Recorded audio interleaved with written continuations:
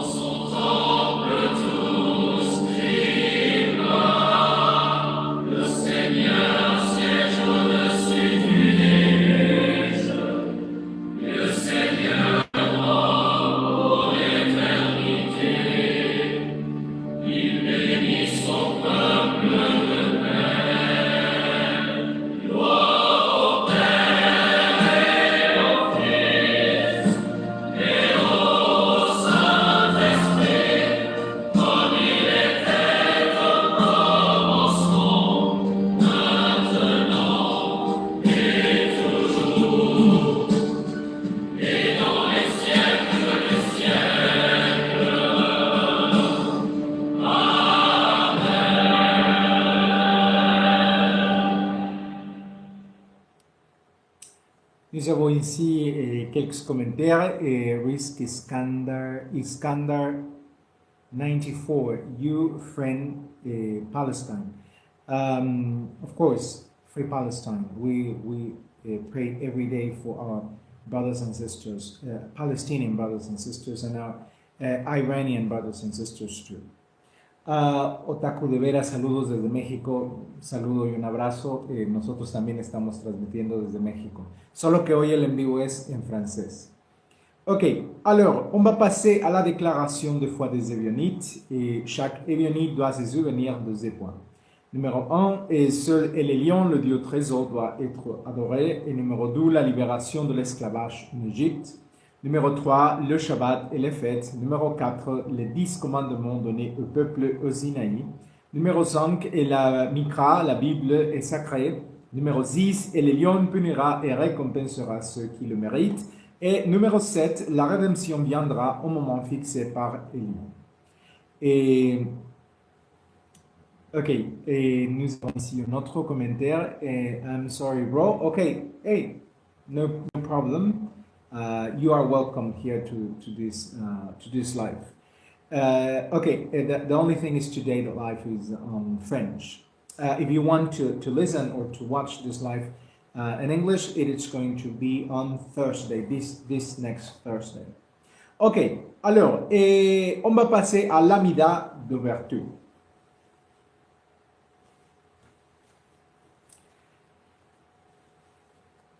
Béni sois-tu, Elion notre Dieu, Dieu de nos pères, Dieu d'Abraham, Dieu d'Isaac et Dieu de Jacob, et Dieu grand et puissant, et Dieu trésor et source de bonté, maître de toutes choses, roi, sauveur et protecteur, béni sois-tu, Elion. Amen. Tu es puissant à jamais, et tu soutiens les vivants par ta bonté. Tu ressuscites les morts avec une grande miséricorde, et tu révèles ceux qui sont tombés. Tu guéris les malades, et tu libères les captifs, et tu maintiens ta fidélité envers ceux qui reposent dans la poussière. Qui est comme toi, et qui est comme toi, roi, et qui pardonne redonne, et dit, et multiplie le salut. Béni sois-tu, Elion, et qui ressuscite le mort. Amen. Tu es saint, et ton nom est saint, et tes serviteurs te louent chaque jour. Béni sois-tu, Elion, notre Dieu. Amen. Accorde-nous la sagesse, Elion, notre Dieu, pour connaître tes voies, et donne-nous l'intelligence pour connaître ta volonté. Amen. Ramène-nous, notre Père, à ta Torah, et rapproche-nous, notre Roi, de ton service. Ramène-nous à toi avec repentance sincère. Amen. Pardonne-nous, notre Père, car nous avons péché. Absous-nous, notre Roi, car nous avons transgressé. Béni sois-tu, et car tu pardonnes abondamment. Amen. Regarde notre affliction et prends notre cause en considération et délivre-nous et promptement pour la gloire de ton nom. Béni sois-tu, Elion, notre Rédempteur. Amen. Tourne-toi vers nous, Elion, et nous serons guéris. Garde-nous et nous serons sauvés, car tu es notre louange. Accorde une guérison parfaite à toutes nos blessures, et béni sois-tu, Elion, qui guérit tous les malades. Amen. Bénis-nous, Elion, notre Dieu, et tout le travail de nos mains, et fait de notre année une année prospère avec de bonnes récoltes. Et béni sois-tu, Elion, qui bénit les années. Amen. Béni sois-tu, Elion, notre Dieu, car tu nous as ordonné de lire la Mikra. Amen. Antonia, ¿qué tipo de comida te gusta? Me gusta comida de muchos tipos. Obviamente me gusta la comida mexicana, porque yo nací acá en México. De comida mexicana me gusta mucho el mole. Ok. Alors, on va passer à Parashat Bereshit 36 et 1 à 43.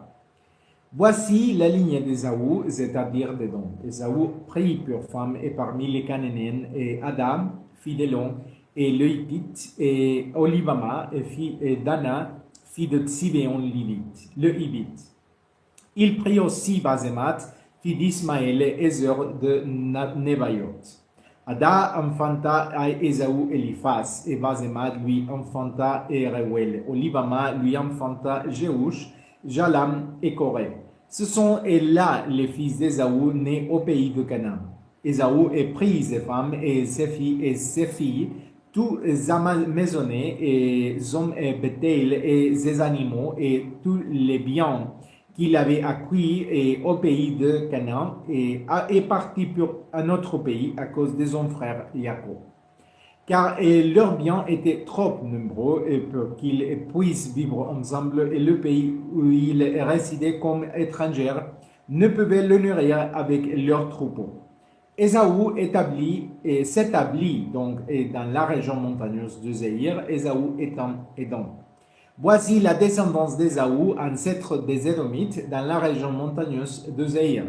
Voici les noms de fils d'Ésaü: Eliphaz, fils d'Ada, et femme d'Ésaü, Reuel, fils de Basemat, femme d'Ésaü. Les fils d'Eliphaz furent Téman, Omar, et Tsepho, Gatam et Kenas.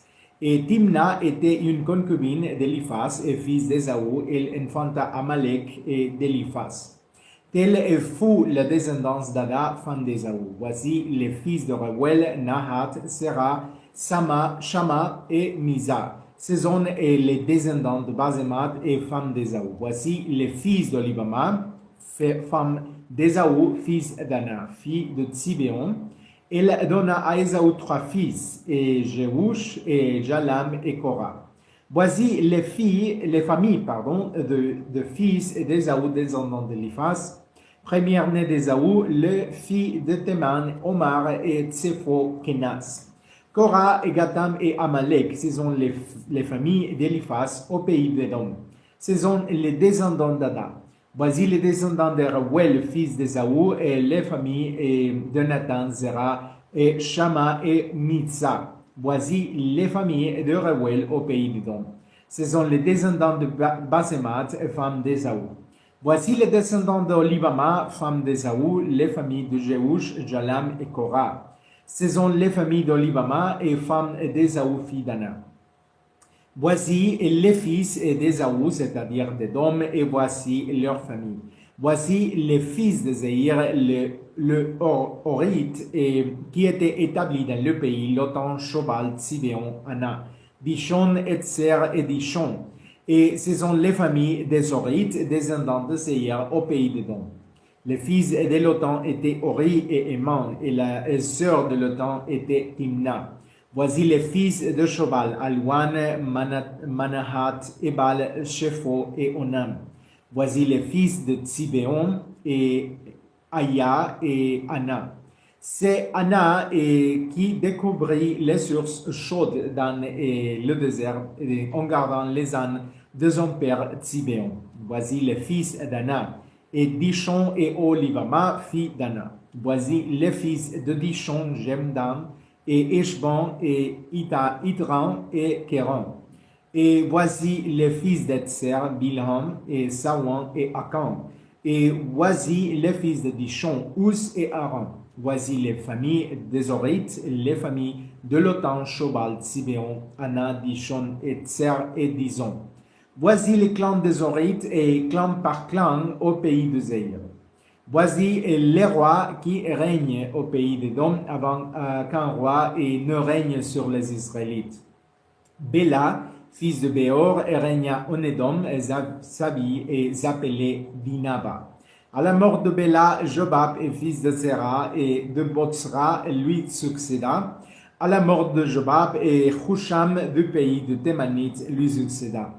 À la mort de Husham, Hadad, fils de Bedad, qui avait vaincu les Madianites au pays de Moab, lui succéda. Sabil s'appelait Awit. À la mort de Hadad, Zamla et Masreka, et lui succéda. À la mort de Zamla, Saoul de Rehoboth sur le feu bleu, et lui succéda. À la mort de Saoul, Baal-Hanan, fils d'Achbor, et lui succéda comme roi. À la mort de Baal-Hanan, fils d'Achbor, et Hadar, lui succéda comme roi. Sabil s'appelait Po, et sa femme est Mehétabel, fille de Matred, fille de Mésahab. Et voici les noms de clans d'Ésaü avec leurs familles et leurs lieux d'implantation et les clans de Timna, Alwa, Jetet, Olibama, Ela et Pinon, Kenas, Téman, Miptsar, et Magdiel et Hiram. Ce sont là les clans d'Édom, c'est-à-dire d'Ésaü, père des Édomites, selon leur situation dans le pays qu'ils possédaient. Béni sois-tu, Elion notre Dieu, car tu nous as ordonné de lire la Mikra. Amen. Pardon. Alors, avant de passer à l'explication, et nous avons ici quelques questions. Steve Harrington, ¿cuál es tu animal favorito? Los perritos me encantan. Tengo 3 perritos en casa. Ramón Altamirano, ¿cuál es tu deporte preferido? El hockey sobre hielo, aunque también me encanta mucho el fútbol americano. Ok, el en vivo hoy es en francés. Muchas gracias por estar aquí y por sus comentarios. Alors, on va passer à Déracha, Genèse 36, 1 à 43. Lorsque nous ouvrons Genèse 36, nous découvrons un chapitre qui, première vue, semble n'être qu'en longue généalogie, une liste d'anciens noms et clans de rois d'Édom. Mais l'écriture ne place jamais les mots au hasard, et chaque nom est une empreinte dans le sable de l'histoire. Un rappel que Dieu agit à travers les générations, les familles, les décisions humaines et les longs processus. Le chapitre commence ainsi: voici la descendance d'Ésaü qui est Édom. Cette phrase est par exemple, mais elle recèle une profonde vérité théologique. Une histoire personnelle devient l'histoire de tout un peuple. Pour comprendre cela, il nous faut revenir au récit précédent de la Genèse. Dans Genèse 25, il est dit que lorsque Rebecca était enceinte, les enfants se débattaient dans son ventre. L'Éternel lui révéla que 2 nations se trouvaient en elle. Ésaü et Jacob naissent frères, mais leur destin diverge. Ésaü décrit comme un homme des champs et un chasseur, représente une personnalité impulsive et directe. Jacob est plus réfléchi et stratégique et emprunte une voie différente. On perçoit ici déjà un principe psychologique profond, le caractère influence de l'histoire. Et les proverbes enseignent qu'il les âge maîtrise mieux son esprit que le fort ne maîtrise une ville. Nous rappelons que les décisions antérieures façonnent l'avenir autant que les grands événements. Au chapitre 36 de la Genèse, nous voyons qu'Ésaü s'installe dans la région montagneuse de Séir. Archéologique, et cette région correspond au territoire situé aujourd'hui au sud de la mer Morte, dans l'ancien Édom. Les montagnes rougeâtres de ces régions riches en cuivre et proches des routes commerciales et reliant l'Arabie au Levant expliquent pourquoi Édom devint une puissance régionale relativement tôt. Les fouilles menées sur des sites associés à Édom ont révélé une activité métallurgique et d'anciens réseaux commerciaux. Cela éclaire le texte lorsqu'il mentionne les chefs de tribus et les rois. Il ne s'agissait pas d'un petit groupe désorganisé, mais d'une société structurée participant activement à l'économie du Proche-Orient ancien. Le texte mentionne les femmes d'Ésaü et ses fils, puis les chefs ou chefs de clan. Linguistiquement, le terme hébreu désignant ce chef implique une autorité tribale semblable à celle des chefs que l'on trouve également dans les généalogies d'Israël. Ceci nous montre que les peuples voisins partageaient des structures sociales similaires. La Genèse ne cherche pas à diaboliser Édom, et au contraire, elle présente son développement historique avec clarté, voire respect. Et cependant, le récit biblique rappelle constamment l'épisode clé de la vie d'Ésaü. Le vent de son droit d'aînesse est pur en ragoût. Et cet acte est relaté dans le Genèse 25 et devient un symbole moral dans toute la tradition biblique. Ben Sira avertit que celui qui méprise et ceux qui a le valeur pour une satisfaction immédiate perdent la sagesse. La sagesse de Salomon enseigne que l'injustice naît de la prédominance des désirs sur la raison. Psychologiquement, Ésaü représente un type de personne présent à toutes les époques, celle qui privilège la gratification immédiate à la vision à long terme. Dans la vie moderne, cela se manifeste par des décisions actives, l'abandon et l'engagement important au profit d'impulsions passagères ou les sacrifices des principes et par commodité. Mais ce chapitre révèle aussi un point théologique essentiel, bien qu'Ésaü ne soit pas l'héritier de l'alliance abrahamique. Dieu permet à ses descendants de prospérer et d'établir des royaumes. La providence divine ne se limite pas à une seule lignée, elle gouverne l'histoire de tous les peuples. C'est des siècles plus tard, Amos affirmera que l'Éternel a également guidé les actions des autres nations. Ceci nous enseigne l'humilité spirituelle. Le plan de Dieu dépasse nos frontières religieuses et culturelles. Plus loin, dans le chapitre apparaît une liste de rois ayant régné sur Édom avant qu'il n'y ait de roi en Israël. Ce détail est historiquement fascinant. Il suggère qu'Édom a développé des structures monarchiques avant qu'Israël, et ce qui concorde avec l'évolution politique des peuples voisins du Proche-Orient ancien. Tandis qu'Israël vivait selon un système tribal jusqu'à l'époque de Samuel et de Saoul, Édom avait déjà établi des rois régionaux. Cela n'implique aucune supériorité spirituelle, cela montre simplement comment chaque peuple évolue différemment au fil de l'histoire. Point de vue moral, ce contraste recèle également un enseignement profond. Le pouvoir politique ne coïncide pas toujours avec la bénédiction spirituelle.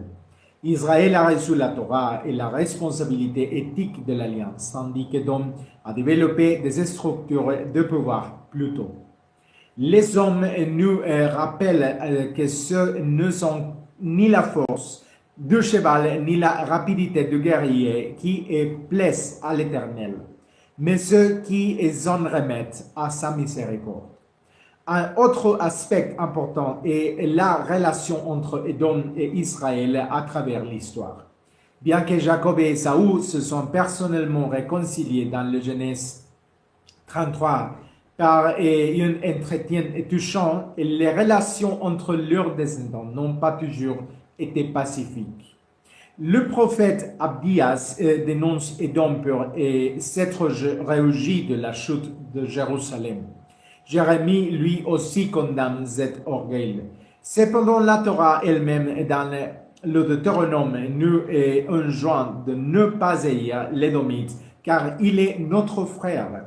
Cette tension nous enseigne une leçon profondément humaine.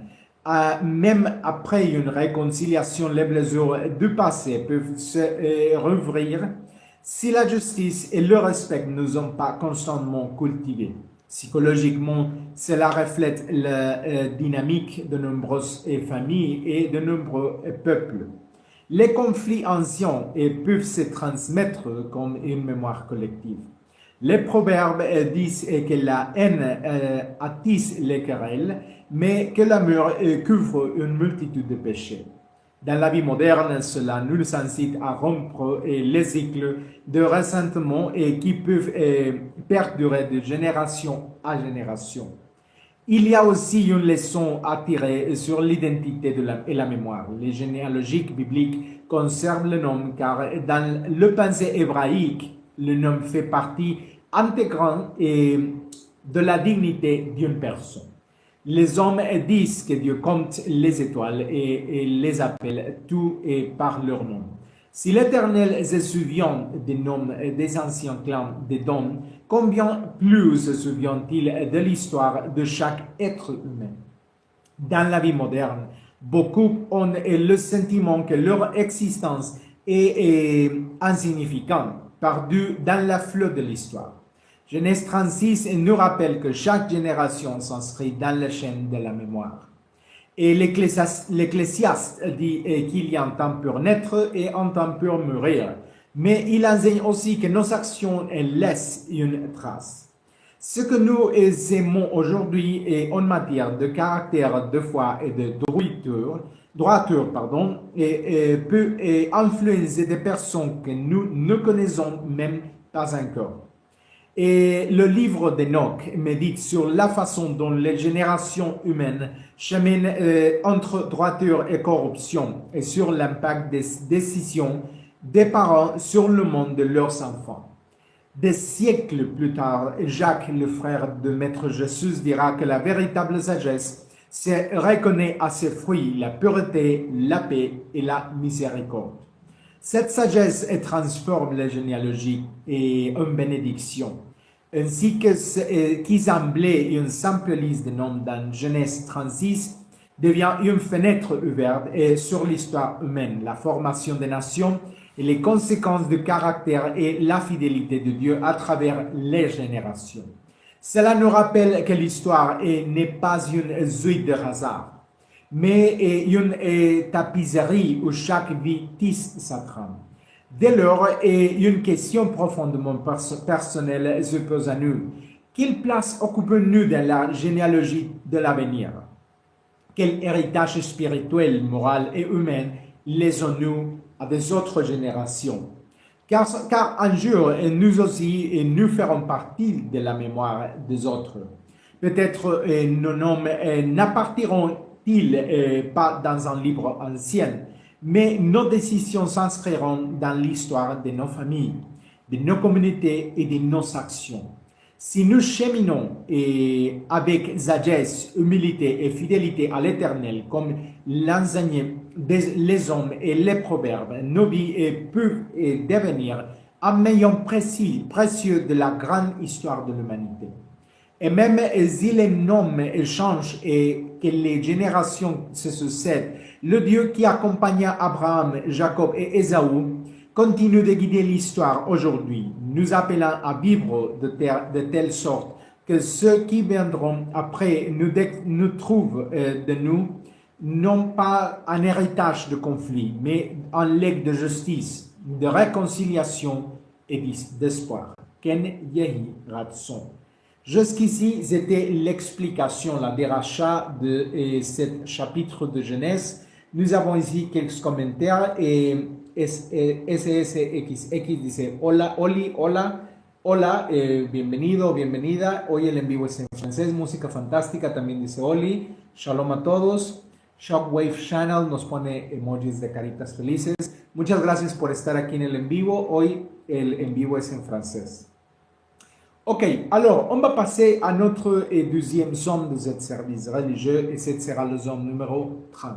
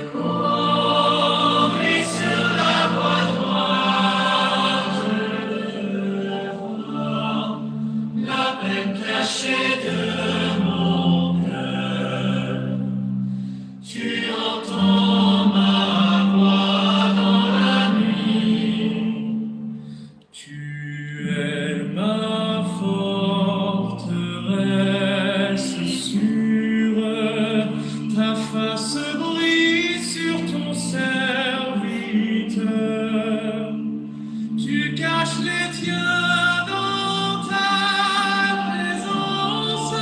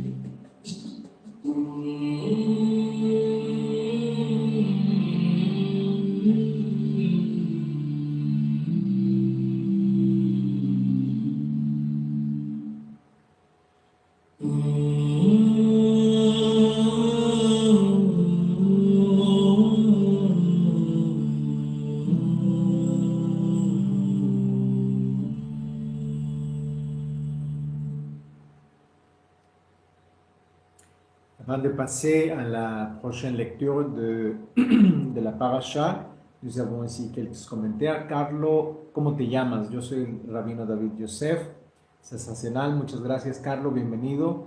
Luis Arturo López dice que sean por terminados. No entendí tu comentario.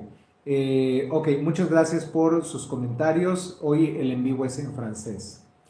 On va passer maintenant à la deuxième parashat, la deuxième lecture de ce service de la parashat. Et béni sois-tu, Elion notre Dieu, car tu nous as ordonné de lire la Mikra. Amen. Parashat Esther 9, 1 à 32. Le 13e jour du 12e mois est le mois d'Adar, jour où l'ordre et le décret du roi devaient être exécutés, le jour même où les ennemis des Juifs s'attendaient à prendre le pouvoir sur eux. Il se produisit le contraire. Les Juifs prirent le pouvoir sur leurs ennemis. Dans toutes les provinces du roi Assuérus, les Juifs se rassemblèrent dans leur ville pour attaquer ceux qui leur avaient cherché du mal. Et personne ne peut leur résister car la crainte qu'ils inspiraient s'était emparée de tous les peuples. Tous les fonctionnaires des provinces et les satrapes et les gouverneurs et l'intendant du roi firent preuve de déférence envers les Juifs car la crainte de Mardochée était emparée d'eux. Car Mardochée était désormais influent au pays royal, palais royal, et sa renommée s'entendait dans toutes les provinces. Mardochée devenait de plus en plus puissant. Pardon, je suis un peu malade. Et les Juifs frappaient leurs ennemis par l'épée et les tuant et les détruisant, et ils leur faisaient ce qui leur plaisait. Dans la citadelle de Zeus, les Juifs tuèrent 500 hommes. Ils tuèrent aussi Pachardata, Dalphon, et Aspata, Porata, Adalia, Aridata, Parmashta, Arizai, Aridai et Waizata. Les 10 fils d'Aman et fils d'Amédita et l'ennemi des Juifs, mais ils ne touchèrent pas leur bouton. Le roi fut informé le même jour de nombre de morts dans la citadelle de Zeus. Et il dit à la reine Esther, dans la seule citadelle de Zeus, les Juifs ont tué 500 hommes ainsi que les 10 fils d'Aman. Imagine ce qu'ils ont fait en les autres provinces du roi. Quel est ton désir maintenant, reine Esther, et il sera exaucé. Et que demandes-tu d'autre, et cela sera accordé. Esther répondit, si j'ai appelé à votre majesté qu'on permet aux Juifs de Zeus d'agir et demain comme ils ont agi aujourd'hui, et que les 10 fils d'Aman soient empalés. Le roi ordonna que cela soit fait, et le décret fut promulgué à Zeus. Et les 10 fils d'Aman furent empalés. Le 14e jour du mois d'Adar, les Juifs qui étaient à Zeus se rassemblèrent et de nouveau tuèrent 300 hommes dans la ville. Ils ne touchèrent pas au bouton.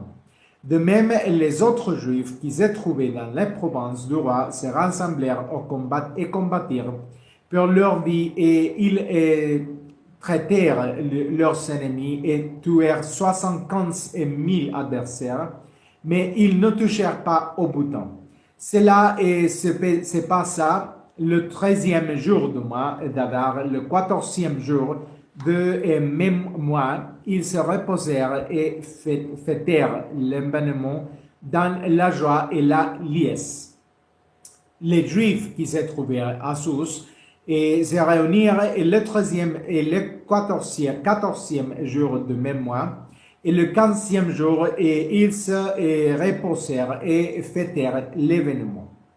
C'est pourquoi les Juifs des villages qui habitent dans les villages sans rempart célèbrent le 14e jour du mois d'Adar et font un jour de joie et de fête, un jour de réjouissance et l'occasion de envoyer des présents. Mardochée consigne ces événements Dans son rapport, il envoya des repêchés à tous les Juifs qui se trouvaient dans les provinces du roi Assuérus et proches et lointaines, leur commandement recommandant de célébrer chaque année le 14e jour et le 15e jour du mois d'Adar. Ce même jour où les Juifs se reposaient de leurs adversaires, et ce même mois qui de deuil avait changé de tristesse en joie et de chagrin en fête. Ils devaient célébrer ce jour comme des fêtes et des réjouissances et comme une occasion d'offrir des cadeaux et d'en faire un don aux pauvres. Les Juifs prirent au cœur ce qu'il avait commencé à faire et conformément à l'ordre de Mardochée. Car Aman, fils d'Amédéta l'Agagite et ennemi de tous les Juifs, avait comploté pour les exterminer et avait tiré au sort pour les anéantir. Mais lorsqu'Esther s'est rendue auprès du roi, celui qui déclara que le complot qu'il a ourdi entre les Juifs et contre les Juifs et se retourne contre lui par ce décret. On l'empala donc et lui et ses fils sur un peu. C'est pourquoi ils appelèrent ce jour Purim, du mot pur, ainsi compte tenu de toutes les instructions de la lettre sous-mentionnée et de ce qu'ils avaient vécu à ce sujet. Les Juifs engagèrent ainsi que leurs descendants et tous ceux qui se joindraient à eux à observer de ce jour chaque année selon leur prescrit et aux dates qui leur étaient propres. C'est pourquoi ces jours sont commémorés et s'élèvent de génération en génération dans toutes les familles et toutes les provinces et toutes les villes. Et ces jours de Purim ne cesseront jamais d'être célébrés parmi les Juifs et leur souvenir ne s'effacera jamais parmi leurs descendants. La reine Esther, fille d'Abihaïl, écrivait une seconde lettre de Purim pour confirmer avec autorité la lettre sous-mentionnée du juif Mardochée. Des dépêches furent envoyées à tous les Juifs de 127 provinces du royaume d'Assuérus et avec une ordonnance de justice et honnêteté. Ces jours de Purim devaient être observés aux dates fixées comme Mardochée le Juif et plus tard la reine Esther l'avait promis et comme ils s'étaient engagés pour eux-mêmes et leurs descendants à jeûner et à porter le deuil. Et l'ordonnance d'Esther validant ces observances de Purim fut consignée sur un rouleau. Béni sois-tu, Elion notre Dieu, car tu nous as ordonné de lire la Mikra. Amen. Alors, avant de passer à l'explication, et je ne sais pas si nous avons ici des commentaires, Mudia, hola a todos, Shalom Mudia, bienvenida o bienvenido, hoy el en vivo es en francés. Ok, alors, nous allons maintenant à Deracha Esther 9, vers 1 à 32. Lorsque nous arrivons à Esther 9, nous entrons dans l'un des moments les plus intenses et paradoxeux de toute l'Écriture. Ce chapitre décrit le jour où le destin du peuple juif aux sein de l'Empire perse bascule.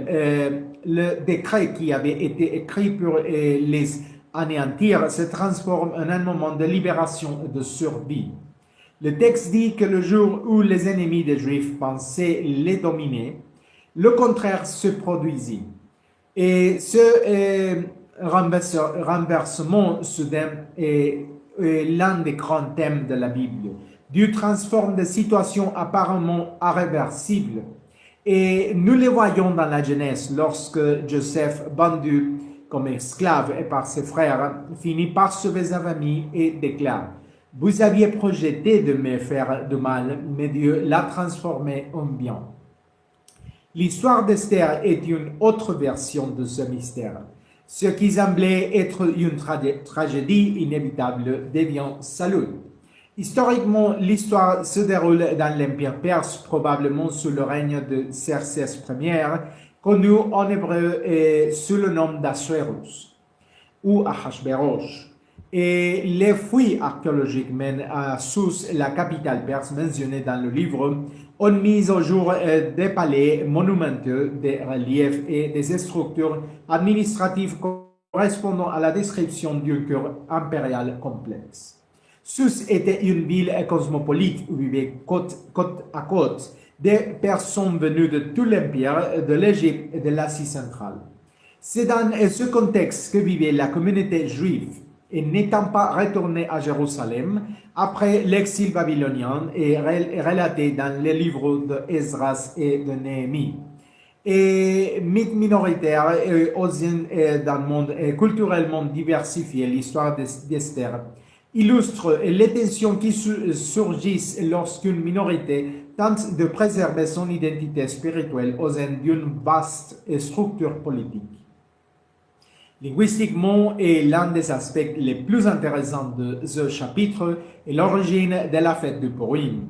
Le mot pur provient d'un terme lié aux sortes ou au tirage aux sortes, car Haman avait tiré aux sortes pour déterminer le jour de l'extermination du peuple juif.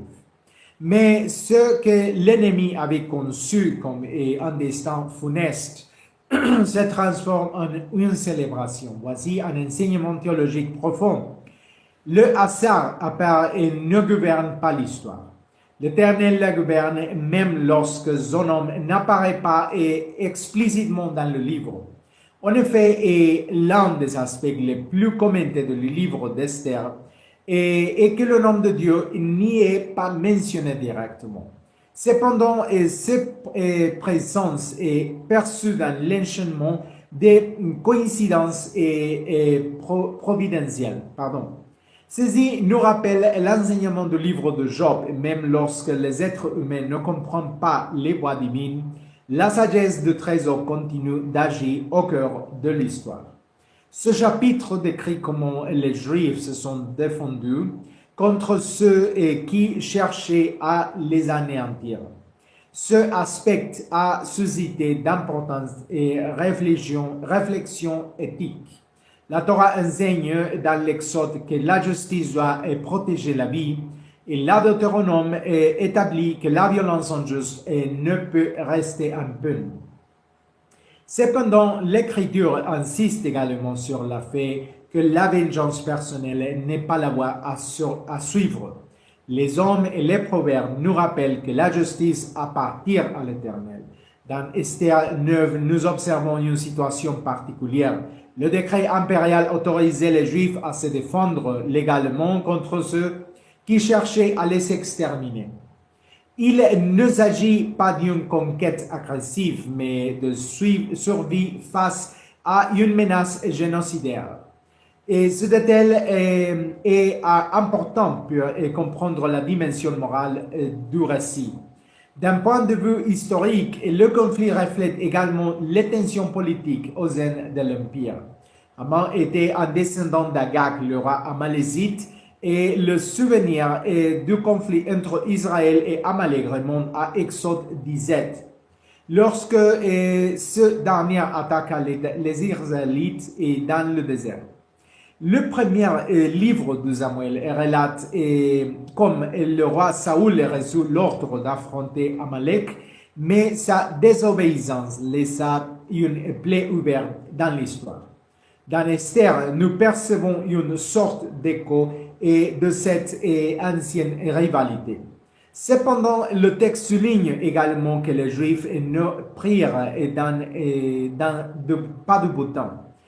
Et bien qu'ils en aient le droit selon le décret, ce détail moral est significatif, le témoignage de modération et de discipline éthique, même en contexte de conflit.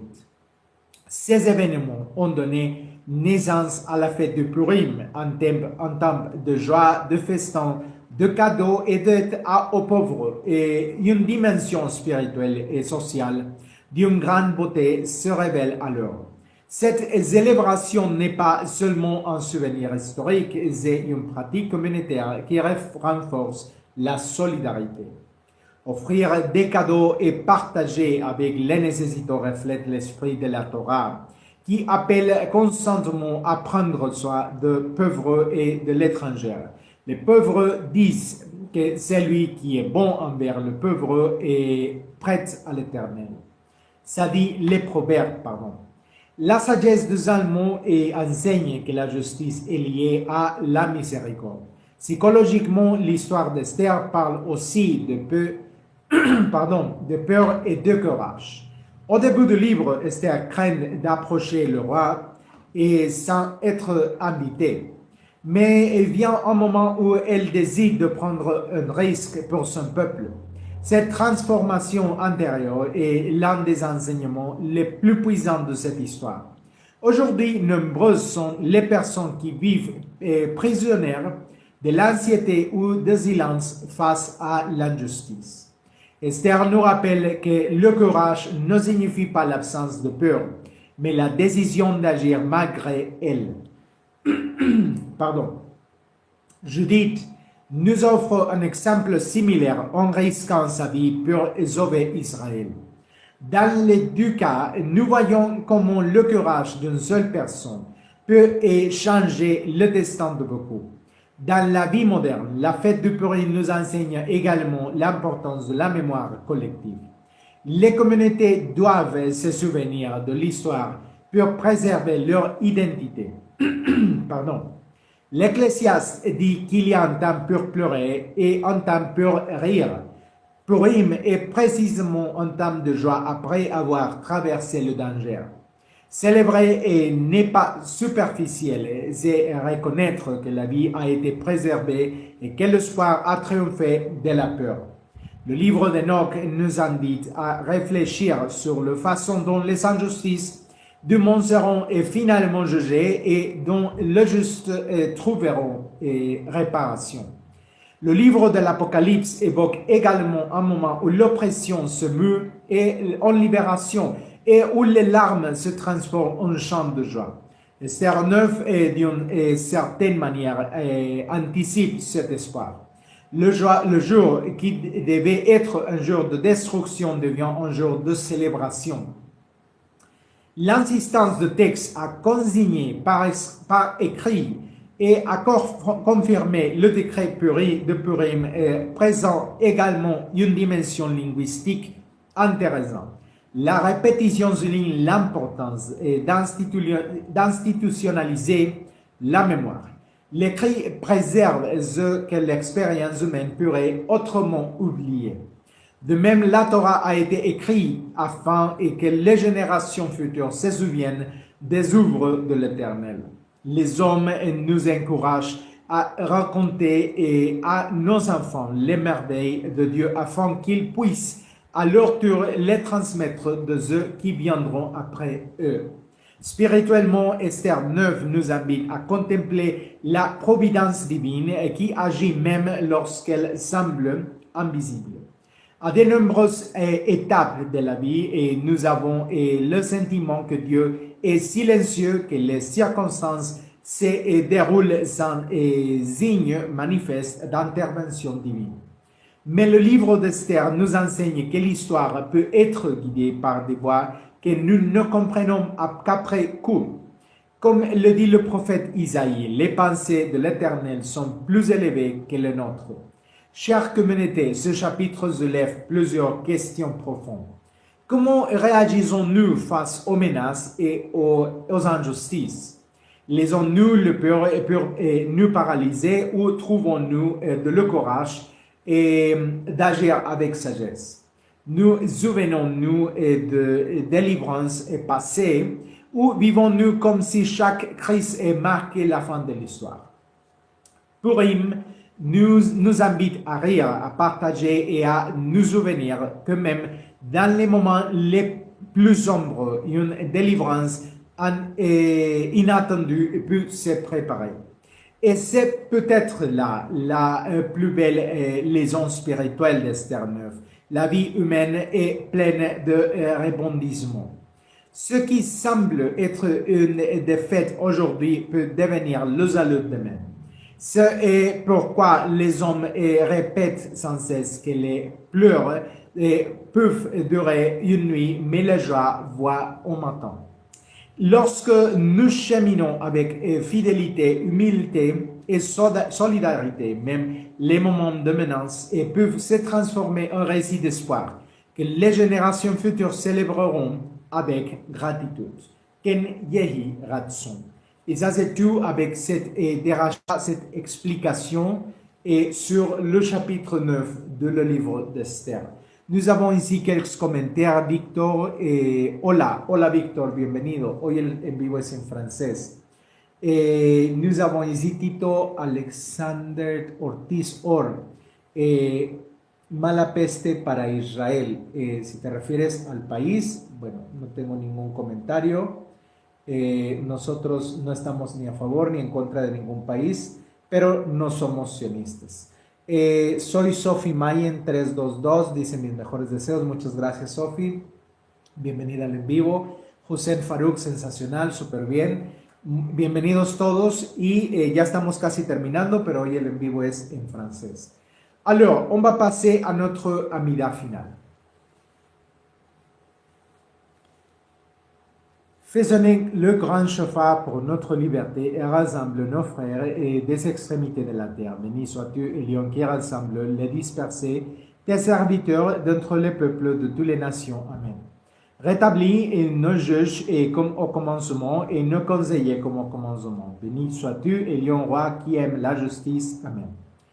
Qu'il n'y ait ni espoir ni prospérité pour les méchants, béni sois-tu, Elion qui détruit les ennemis et écrase les oppresseurs. Amen.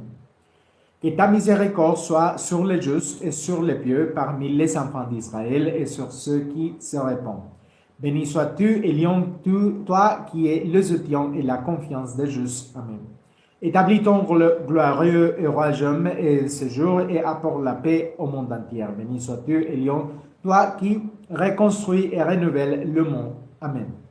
Écoute notre voix, Elion, notre Dieu, et piété de nous et accueille notre prière. Béni sois-tu, Elion, toi qui attends les prières. Amen.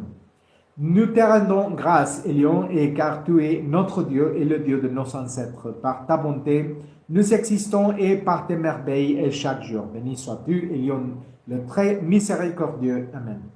Accorde-nous ainsi qu'à toute l'humanité la paix, le bien-être, la bénédiction, la grâce et la miséricorde. Béni sois-tu, Elion, qui bénit tous les hommes de paix. Amen. Alors, on va passer à notre somme finale de ce service religieux de la lecture de la paracha. Ce sera le somme numéro 31.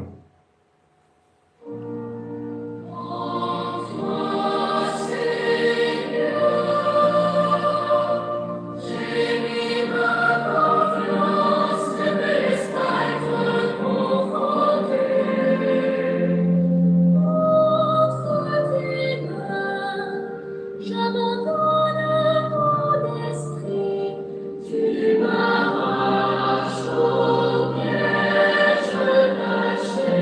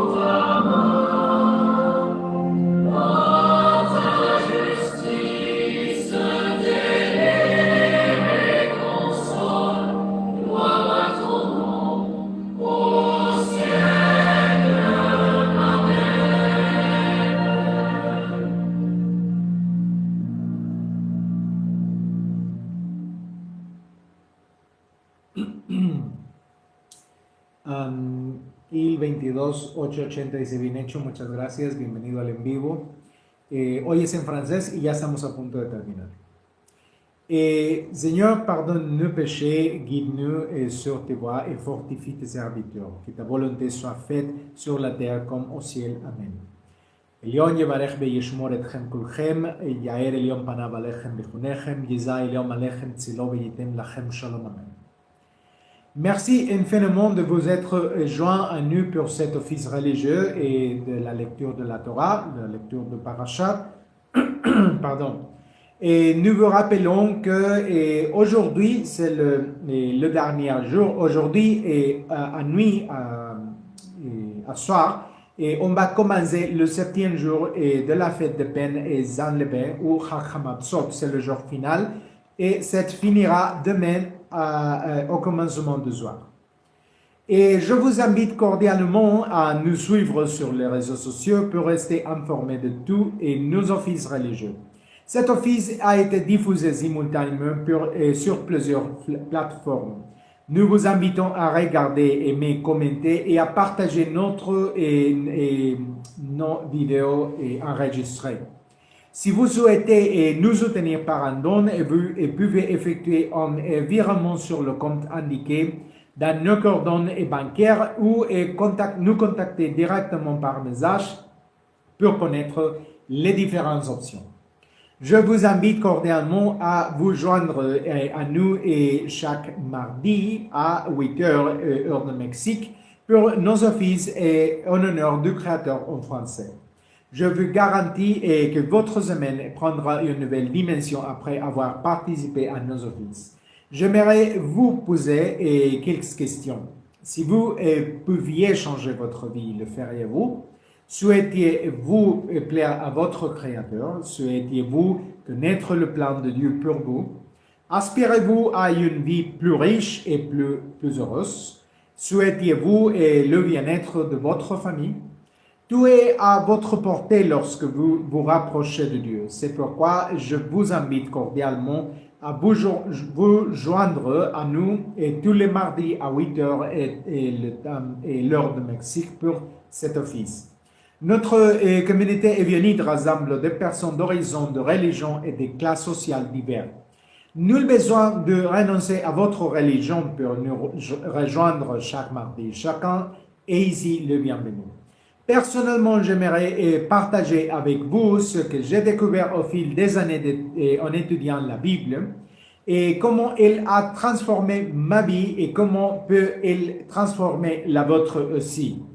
Quelles que soient les épreuves que nous traversons, Dieu est toujours prêt à nous accueillir à nouveau et je souhaite vous aider à revenir à lui. N'oubliez pas que nous sommes tous des créateurs de Dieu et que nous vivons dans le même monde. Par conséquent, aucun de nous est né adversaire ou ennemi. Nous sommes tous frères et sœurs, comme l'a dit le Seigneur Jésus. Que Dieu vous bénisse et vous protège tous. Shalom, shalom et Shavua